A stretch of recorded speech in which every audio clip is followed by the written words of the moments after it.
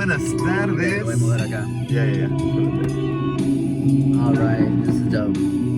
So that was a little segment from the Digital Sakura performance, which was a piece that I put together for a like a little mini festival called like the Diaspora Fest that we did in 2019. 2019, brother? Was it? No, it was like November. November and December of 2019. 2019. Yeah. We went, it was a group of us, artists, musicians from San Francisco, and Arturo, my friend here, he organized the whole festival. He's from Puebla, living in SF, but you know, back and forth to Puebla. And so it was a magical experience. Okay, tell me a little bit about it. Yeah, no, pues gracias, Ginny. Thank you for having me, man. This is pretty amazing. And yeah, this was an amazing community project. You know, we organized it all together. It was 20 artists from San Francisco, and we gathered some money. We went to Mexico. Yeah. Dude, it was an amazing experience. 6 days in my hometown of Puebla, Mexico. We had 23 events with concerts and, you know, movies and poetry and galleries and Digital Sakura, which was a collaboration that we did with Ginny. They lend us this chapel, right? Yes. Like this chapel, Yes. 400-year-old Yes. chapel, and we just decked it up with, you know, projections and screens and, you know, a lot of good vibes, man. And, Yeah. and Ginny was performing Digital Sakura. This is. So Sakura, let's tell them about Sakura. So Sakura is a kind of music that is characteristic of, you know, the kind of like big cathedrals, big churches, and Puebla claims to be the place where Música Sacra became like a big deal. Sakura. Right? And so we wanted to do something that was like innovative and new, like your style with Música Sacra. Sakura. And Música Sakura kind of sounds, it's almost like religious chanting in a way, like almost like, I think like Gregorian chants, kind of that vibe. And so they have a festival, right? They have like the big Música Sacra Festival. It's like the biggest Sakura festival in the world. Which is kind of cool. So yeah, so we came up with the idea, actually, digital. This is the kind of, this is what we came, what you came up with. Mixing the Sakra music with the Genie style. Yeah, right. Yeah, with like, it's a fusion, you know. You show them the video. Oh, they already seen it, but that was at my old studio, and this was like the set that I came up with, and it was a trip because for this festival it was 5 days in a row, doing the same songs, same in the same order. It was like the same set, and then in conjunction with the visual projection, the VJ Carlo, and also Sean, right? Sean, and Gus, mi primo, my cousin that's Gus. right.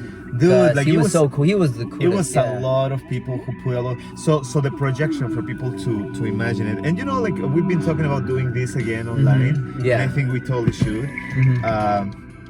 It's so we created these visuals about the end of the world, about the apocalypse, and it was like the everything was crumbling, going to pieces, and then everything became very ethereal, right? And it was the concept of time, and like ultimately it ended up in a supernova. So you know, it was, the whole concept was like kind of like announcing the end of the world, but in this very beautiful, very melodramatic way. So Genie. That reminds, when you say announcing the end of the world, I don't know if you ever saw Sun Ra, Space is the Place. You have to see it. It's free on YouTube. It's a film by Sun Ra. Space is the Place. Space is the Place. Space is the Place.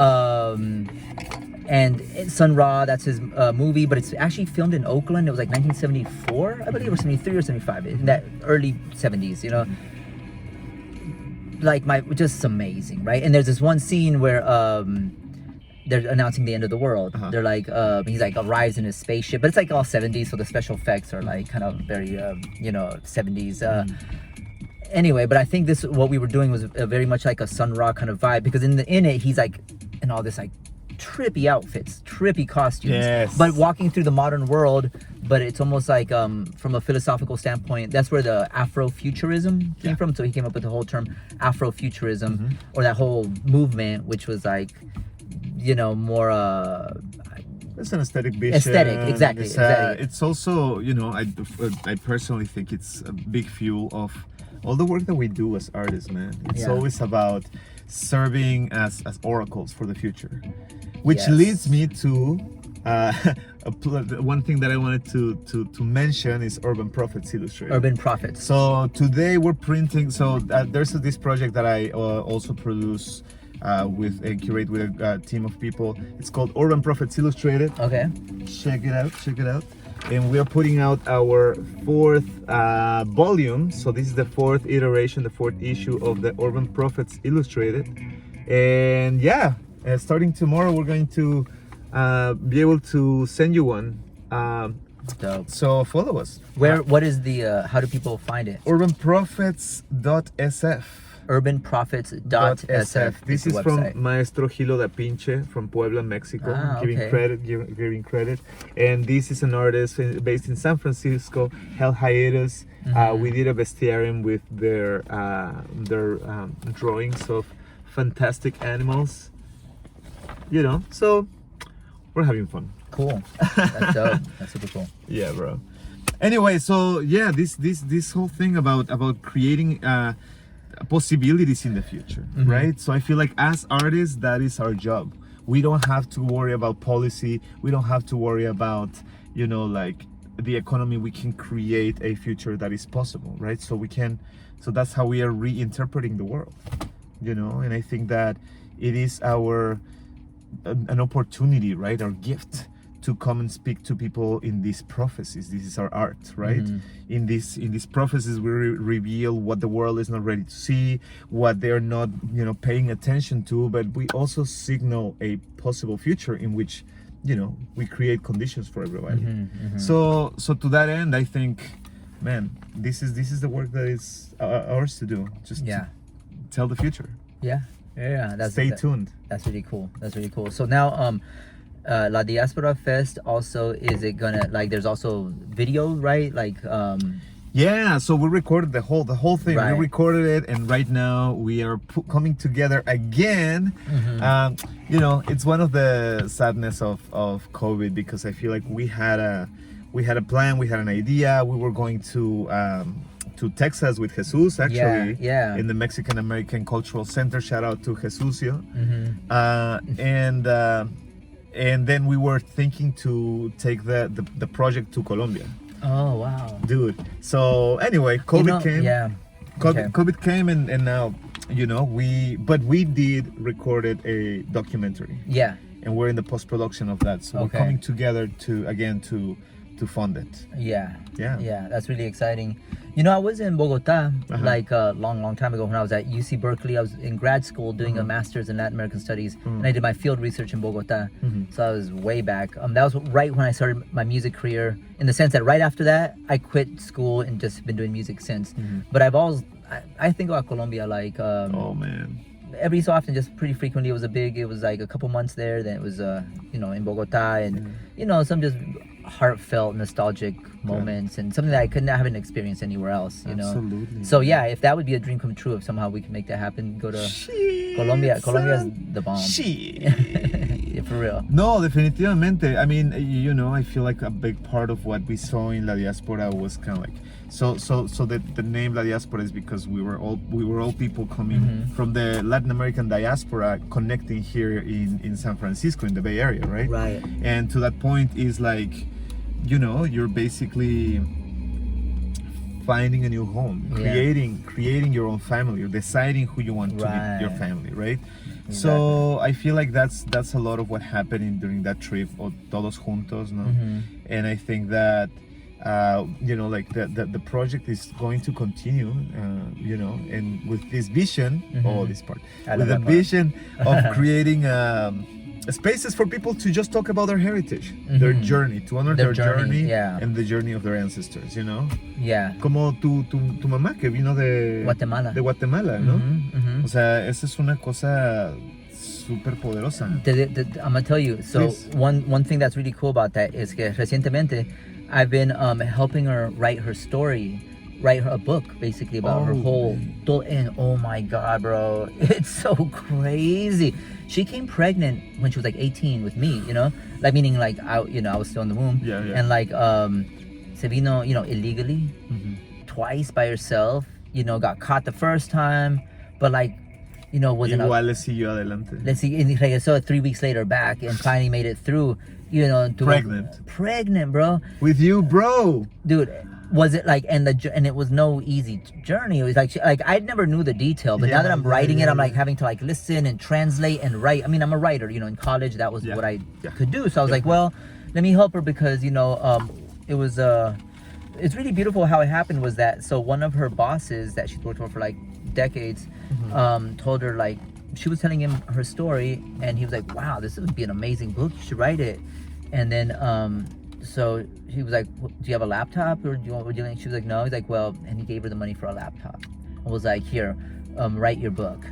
And so that was powerful. So then me being a writer and knowing I was like, okay, let's do it then, because that's really beautiful. That's that's beautiful, and so I've been helping her and man, the stories are crazy, bro. Like even like I mean it's like a movie, but like you don't think that would really happen, like a person could really do all that. Imagínate, coming from Guatemala, sin familia, sin dinero, without no money, no family, no, having grown up in poverty in Guatemala during like warfare, not knowing English, not knowing the language, not knowing, and being pregnant, the first, and coming illegally. So she was telling me just one of the stories that was crazy was coming in a like in a car, like con coyotes, and like the car speeding through the desert and then flipping over, with her in it. And then like it was crazy because so they had put her in the trunk, right?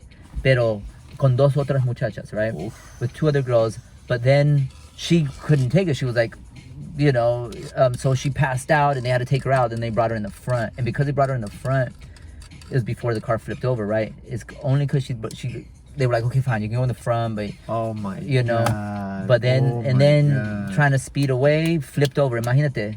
And then someone else came and otro coyote and like took her out first because she was pregnant, and the 2 girls in the trunk got all messed up, all bloody, smelled like gasoline, all golpeadas, And then she had to wait in a cave till like 5 a.m.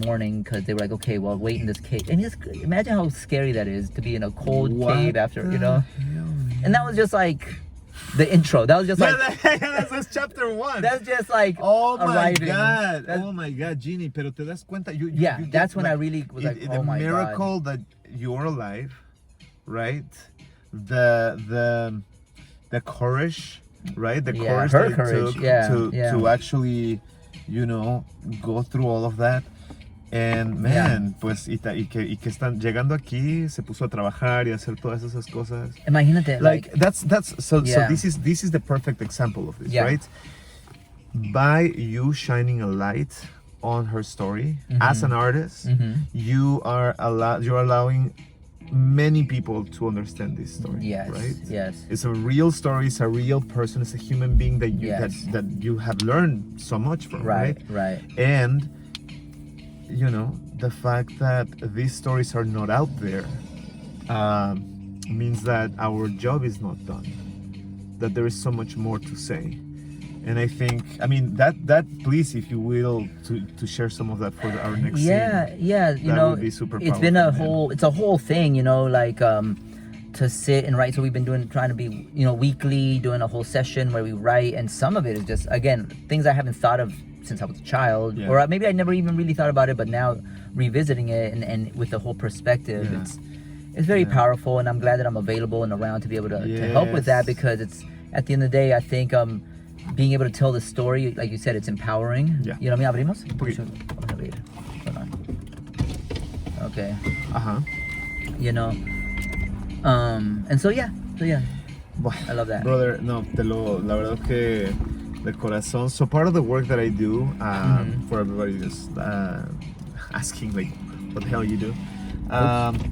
So I work with many other artists in coaching them to apply for grants and for funds and to make I'm a producer. I'm a cultural producer, so I like to say that I make things happen, right?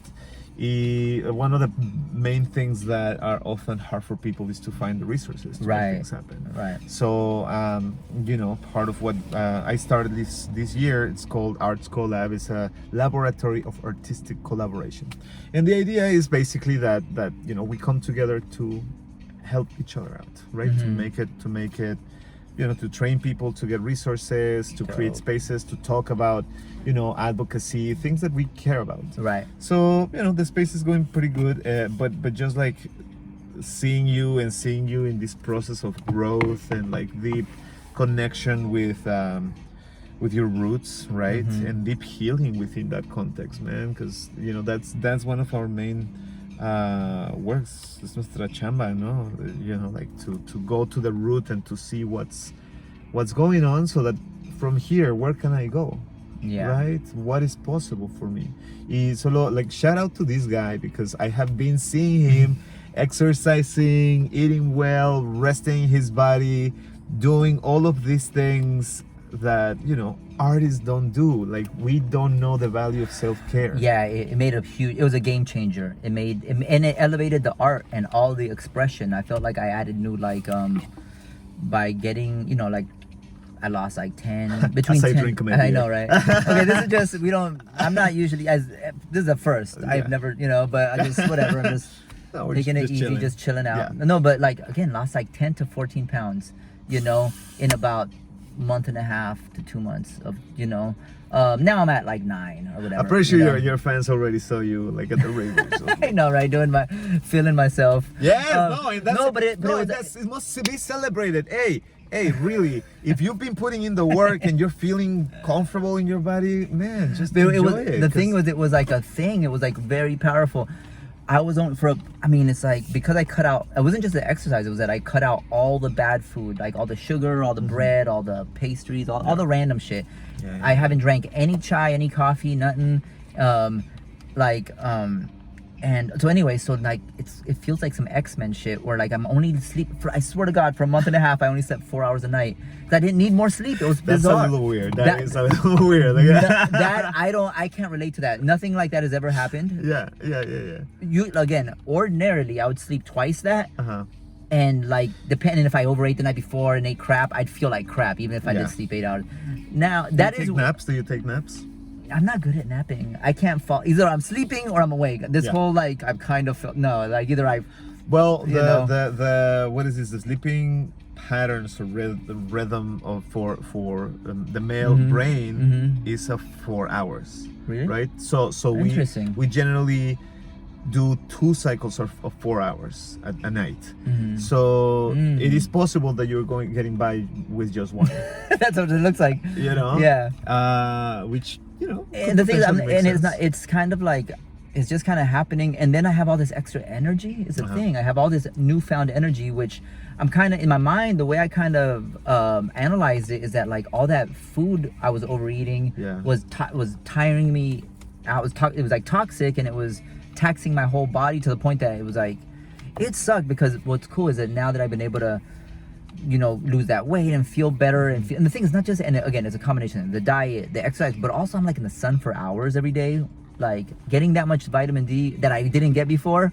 Like, I wasn't getting any D. Sorry. I was getting the good D. Yeah. Vitamin D. Vitamin D. Okay. We're in San Francisco. Yeah. But, I mean, we're in San Francisco. Hey, No, but it was like, bro, like hours of sun versus not hours of sun today, like I could feel it in my whole system, like in my whole skin. Even my friend June, I hooked up, he was like, bro, you look totally different. You're like, your color, and your energy feels vibrancy. Different. I just want to say,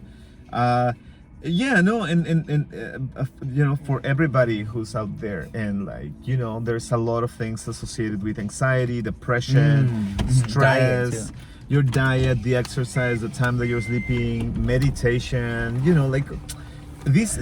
As a coach, I would always tell people, you have a toolbox. Yes. You have a toolbox with different things. Meditation, eating well, drinking water, exercising. Having healthy people around you. That also, have you ever considered the possibility that you're just surrounded by assholes? Right. And so you know, gotta putting change yourself in a place where you are, you know, uplifted and embraced. It's a whole work, but it's you know, it's half of, you know, achieving something big. It's like, you know, if your work is important, but it's as important to rest, the time that you need to like take care of your body. Yeah. Like, and again, it had been like a decade since I had been like, you know, well, in 2010 I did a 6-month bike music tour in Europe where we biked with all our gear, meaning like on a, you know, extra cycle. So we were carrying, my bike weighed 187 pounds, you know, because I remember at the train station there, I had to weigh, I got to weigh it, and I was like, oh shit, 187 pounds, you know. Yeah. So imagine that 6 months of biking and it was almost like the biking was like not the easy part, but almost, because the hard part was like when we'd have to load it all onto trains. Yeah. So we had to like take it apart, load it onto a train, and then like sometimes, I mean, I remember one experience, bro. It was the craziest thing. It was so, you know, it was 6 months. So sometimes I would stay in a city. I'd be like, okay, I'll meet you guys in Barcelona. I'm gonna stay in Berlin, right? So I did this one. I had an apartment to stay at. So I was like, I didn't want to chill and practice and kind of rest, you know. Yeah. So then what it was we were in like southern Germany, and the rest of the group was gonna go to Spain, and I was gonna go to Berlin. So I, you know, I'm like, okay, I'm gonna go to Berlin. I'm gonna catch the train, you know. I don't know what happened. I missed like I don't know, got on the wrong train or something. So what happened was that I ended up doing it, but what happened was now I had to transfer 6 times. Okay, meaning like be on one train and go to a whole different station with all my stuff. And sometimes it was like up and down stairs. Like there's different dude, I had like up and down stairs, like literally take everything apart, take everything down one at a time, working out, pack it up. Yeah. So you can imagine, you know, and then 6 times, and then I finally made it to and the thing, I had been up all night because the train left. It was like at 5:30 in the morning. Shit, I had stayed up, bro. I had stayed up with this dude named Roach. I always remember, he was from Atlanta, black dude from Atlanta, who was living in southern Germany with his girlfriend.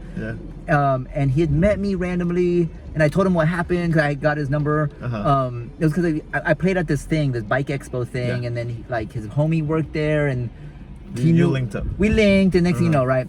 So I called him. I was like, oh, this is what happened. He's like, well, come through and kick it. Basically, he figured, okay, we're gonna stay up all night. You missed your train, so now you get, well, if you're gonna catch it at 5:30, we'll just come through and hang out till then. We watched movies all night, you know, and chilled, and so I could be up to catch a train. So imagine, after no sleep, basically, had to do this like missed the train, six transfers, finally made it to Berlin at like 2:30 p.m. or something like that, you know, all of your gear, with all my gear, and then had an apartment to stay at for the next 3 weeks. That a homie was like, oh yeah, I'm going to Africa, you can stay at my flat. Man, these stories, bro, like when does that happen, you know? It's adventure, man. It's being open to adventure, but also being you know, physically able to carry your shit that was the up thing, and down. bro. It was like, and I remember even back then the big lesson was, terminaste con un culazo. bro. No, it was on. Like the thing was, and I remember like something that occurred to me back then. I was like, this was just a mindset, because I knew I'm the same person I had been like 6 months prior. But I was like, oh, this is just a mind. Because I remember feeling even back then, I was like, this is a trip. I'm doing all this over the top. We all were doing all this over the top physical stuff, but I had more energy than I regularly did. Just like not doing any of that. So it kind of made me realize. So that was, but again, that was 2010. So now it's almost like 10 years later. It almost happens in 10-year increments. I get in beast mode. And I finally revisited it, and I was like, oh, you know what? It's very interesting, because right now a lot of people coming back from quarantine, right, from like being at home for several months, not commuting anywhere, not having to be in your desk or meetings or whatever, like that's all you know, energy that you're not spending. Like now you're just literally getting up from your bed, going to your couch, to your computer, right? So I feel like a lot of people that I know and myself, right, have been getting injured. I dislocated my shoulder a couple of months ago, because I was, you know, at home for several months, and then I started rock climbing again. And it felt pretty good, and I was like, oh, you know what, I'm stronger. Where have you been going? Mission Rocks? Mission Cliffs. Yeah, man. I remember. So I've been going there for a couple of years. Do you go with Neo? Yeah. He invited me. Oh, you should come. I'll go do it. yeah, pues ahí íbamos. But then, I got injured. And so it's been, this happened to like my roommate and Esteban, who you might know, otro amigo, my mom, just ¿Qué pasó? Que la gente comienza a tener su actividad normal. They have the regular activity, and then they get injured. No, it's funny because that's what happened to me. Like, so about a week from running so much, because I got obsessed. Dude. I was doing it twice a day. I got to the point where I was doing it. It was like, it really became like, that's the thing is once I get into it, I get into it. Once I find something I like, I'm like autistic basically. Like I exagero, but then I get the results. You know what I'm saying? And it's kind of like the key. But so I did it like, not necessarily, maybe I wasn't stretching.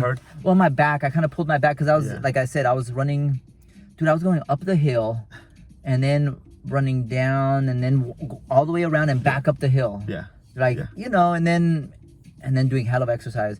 But I think one of those times I did it like twice a day, and that was windy and it was later in the day. And you ended up pulling something in your back. Yeah, in my back. So it's been like a week that like now I go walk it now. I'm like, at least let me just walk it. I like being out in the sun, Yeah. So whatever it is, what it is. Like, it's funny you say that. I'm just saying it because you. Yeah, no, and I think that right now people has to be patient, right? Like steady but patient. Yeah. This part of the concert. I love it. I was just thinking the same thing. Okay. So let me share. So this was the beat is Munchi. Okay. So this beat I got years ago. I found it. I was like, oh, I love this, and so I G-mixed it. And then I played it one day on a BFF.fm, with Nino. I had an interview with Nino Musco, DJ Musco. And so then my buddy Raja, Soul Cocina, he posted it on my face. He posted it like on Facebook and he tagged me and he tagged Munchi because he saw that I had G-mixed him. He knew, he's a DJ, so he knew it. Yeah. So then out of the blue, Munchi emails me, and I never check like somehow he found my email through the Genie page, and he writes me. He's like, bro, that was awesome. I love what you did with my song. We should do something. And it was surreal. So this is his beat. Wow. The song is called Sandungueo. Yeah. And then what was cool was when he came to so he's in Holland. That's where he lives. Yeah. When he came to LA. He wrote me on Twitter. That's the thing, is like I don't even be checking Twitter. So he's like, hey bro, like I guess he can message on there. I don't know. He's like, yo, I'm in LA. He just thinks it's California. He's like, oh, I'm over there in LA.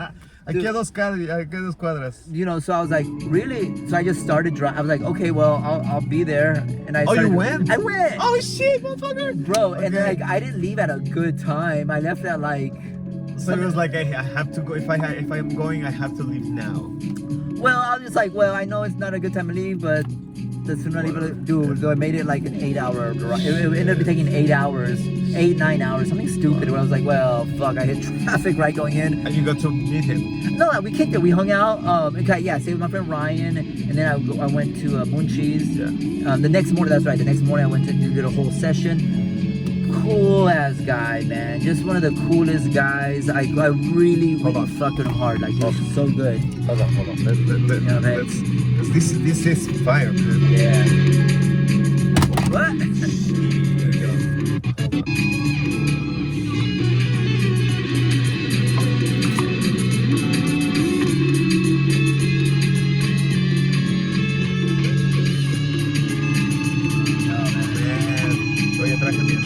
Órale, dale. La Guajira. Sí. El Guiro. Anyway, Bro, we are having too much fun. Oye, I want you to tell me about your collaboration with Fantastic Negrito, man.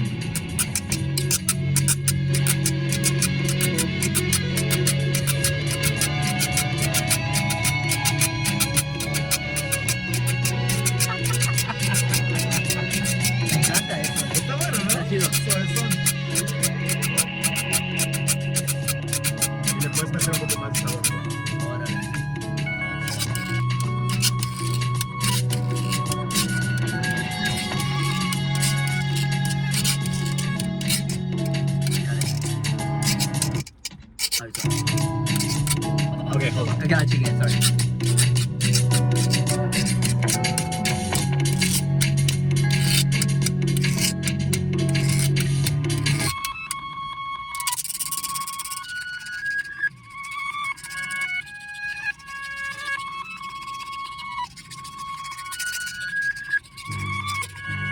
Oh, dude, Café Café Tacuba. Tacuba.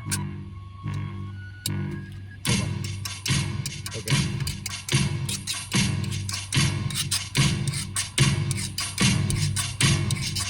¿Te acuerdas cuando se activó la alarma?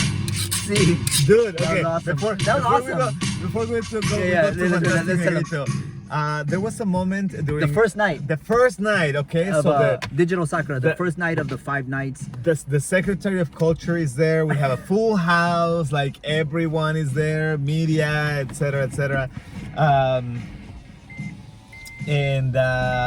And this is our first time testing the installation that we did. My cousin Goose had put like some smoke, Like fog machine. fog machine. It was dope. Like was lights, wonderful. projections, just everything. Epic, We should epic. put the link to that, to the G-Mix and Yeah. and to the concert in the link in the comments below. Yeah. Anyway, so we're just killing it. People is like clapping, right? They were into it. I'm wearing my outfit, my space, my man, Crystal Mirror it was spacesuit. freaking amazing. And then because there was so much smoke, the smoke alarm starts Yeah. ringing, right? It's the sound.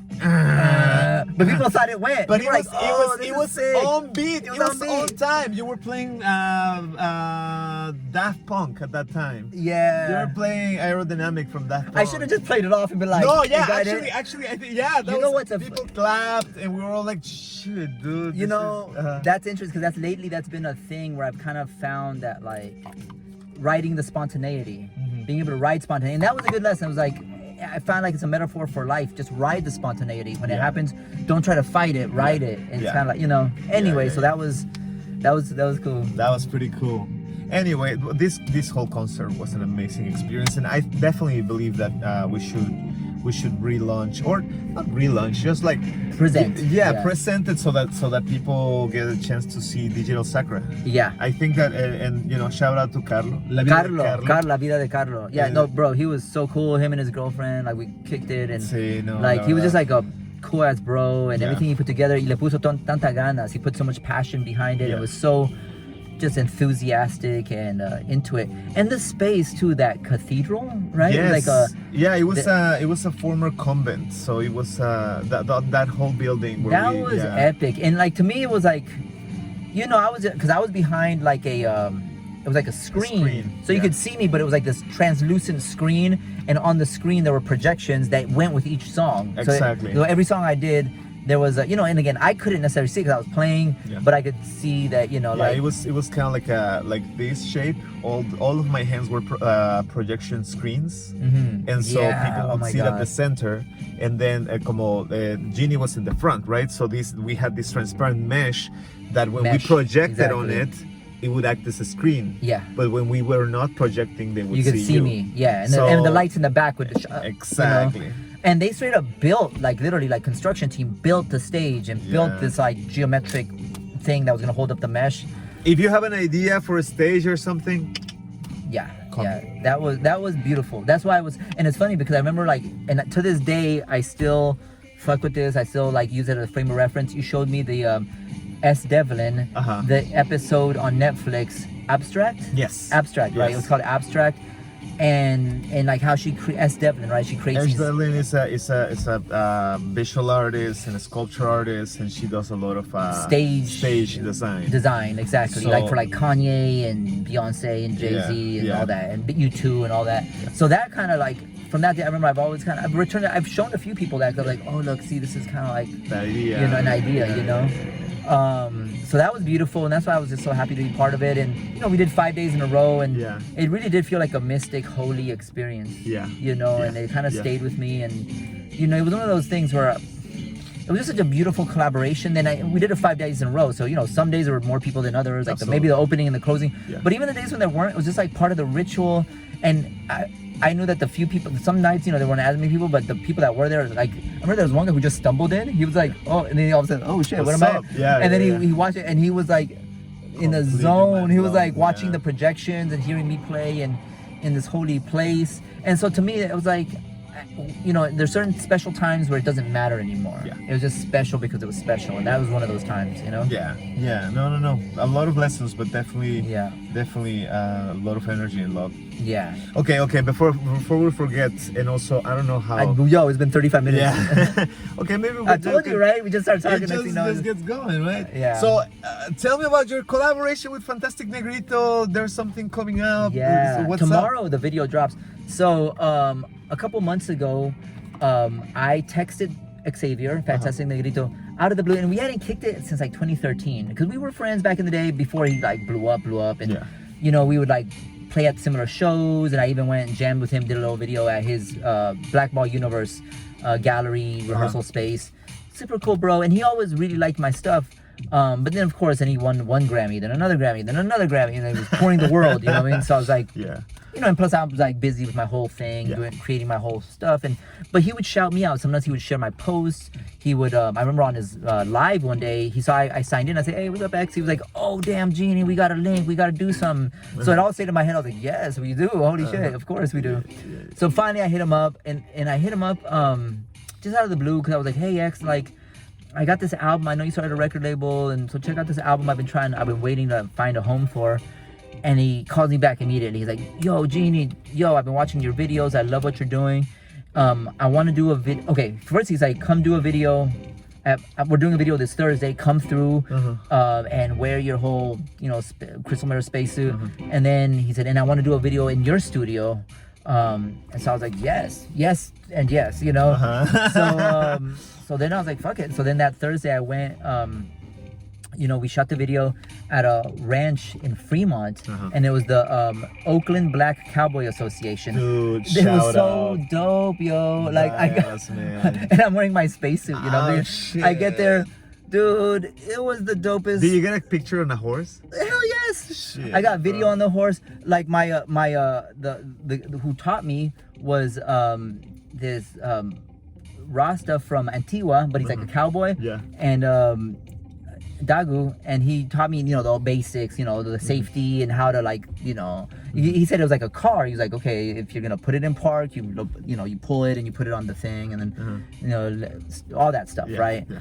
So I had never been on a horse as far as I can remember. Maybe when I was a child. I don't even think when I was a child. Basically, the first one. So then I'm on it, and it just felt beautiful. It was like it was almost like Avatar, like a spiritual connection. I could feel it, and I was like, I started petting its mane and feeling it, and just all my worries just like vanished at that point, And then in the background I hear Fantastic Negrito playing and singing, like, oh, this is so legit right now. This is just so legit. Wow. You know what I'm saying? So it was just a beautiful healing experience, the whole thing. Then later shot like dancing and then connecting, like there was just like, it was like a gathering of all beautiful space beings, just everyone I was meeting was just like really special, and the whole environment, his band, everyone's super talented. And it was just like, it was beautiful. Fantastic Negrito is a maestro, dude.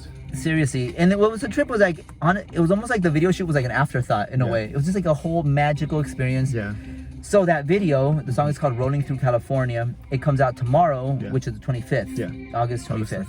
2021. So, exactly. So they posted a little clip today, I noticed, and then they said dropping tomorrow, and little 20-second clip. Yeah. So I'm excited about that. And then so after that shoot about a week ago, his videographer and director came and they shot scenes of me in my studio. And then then I went, shot more scenes up in Bernal Heights. Then I went to Oakland and shot more scenes over there. With them, yeah. Also, you're gonna do a full feature. Another video. This one comes out next year. A different song. Yeah. So and that one I'm more featured because it's in my studio and the whole space, and it's a dream sequence. So yeah. So big props to Xavier, Fantastic Negrito, because he's really shown me a lot of love, and I do not take that for granted. That's like, I really appreciate it. Just I dig him as a person, as an artist, and the connection is genuine. It's genuine, exactly. And that's Yeah. what I love about it. It's just strictly real. I really love that, man. I feel like there's people that genuinely inspire you and uplift you, and that's who you should surround yourself with. It feels good, Real. you know. Whoa, so we're at 40 minutes. Okay, I think this is a good time to call it. Shout out Yes. to all the Apollo House family. Que también, this is my power people. This is the people that rejuvenate me. My familia, a Melissa, to my family. Gracias. Gracias, Ginny, for letting me be here. Thank you for bro. Love you. Let's do this.